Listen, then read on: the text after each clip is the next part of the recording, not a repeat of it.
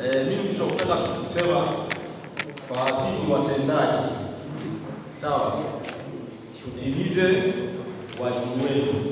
Kila mmoja wetu akisimama kwenye nafasi yake akatekeleza wajibu wake, hizi hoja zitakuwa zimefanyaje? Zimekwisha. Sawa. Lakini kwa waheshimiwa wadiwani, naendelea kusisitiza, sisi ni zaidi ya raia wa kawaida.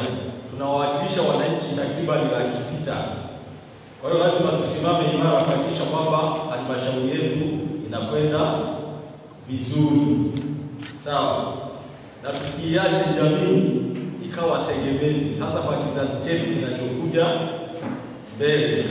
Sawa, tusimame waweze vijana wetu kupambana. Na ndio sababu sasa vijana sasa hivi ukimpeleka mahali eneo fulani anasema wote huko mbali kote itakuwaje? Lakini maisha yako mahali popote. Mimi siamini kwamba wote tulioko hapa tumezaliwa hapa mama. Si ndio? Tunaingia tumetoka sehemu mbalimbali. Kwa sababu tulijengewa huo utaratibu, ndio tabia kwamba sisi wa Tanzania tunaweza ukaenda ukaishi mahali popote na wananchi wakakuelewa. Unaweza ukaishi Dar es Salaam na wananchi wakakuelewa, unaweza kugombea ubunge Dar es Salaam, lakini wewe mtu ambapo ukashika ubunge Dar es Salaam.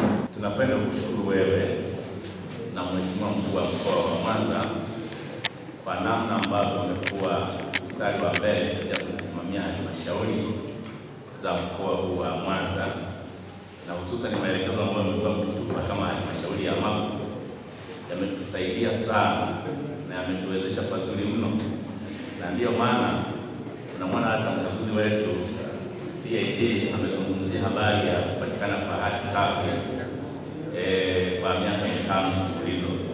Ni kwa sababu ya guidance ambayo mmekuwa mkitupatia wewe rasmi pamoja na mkuu wa mkoa. Kwa tunakushukuru, kupelekea salamu nyingi sana Mheshimiwa Mkuu wa Mkoa kwa mambo. Tunakushukuru kwa maana guidance yenu imetusaidia kwa mambo mengi makubwa.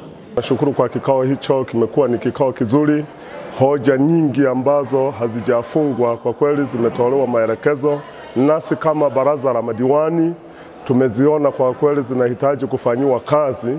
Tunashukuru kwa kikao hiki, lakini bado tunaendelea kuishukuru serikali ya Mama Samia, Rais wa Jamhuri ya Muungano wa Tanzania, kwa namna ambavyo anaendelea kuisimamia nchi yake na kuendelea kutuletea fedha nyingi kwenye halmashauri zetu za wilaya ya Magu.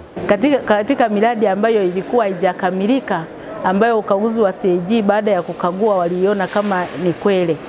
Lakini nashukuru Mungu, halmashauri yetu ya Magu miradi yote iliyokuwa na ukaguzi wa CAG ambayo ilikuwa inahitajika majibu yake tumeyatoa majibu, lakini miradi mingine imeelekezwa ambayo bado haijakamilika iendelee kutafutiwa majibu yake.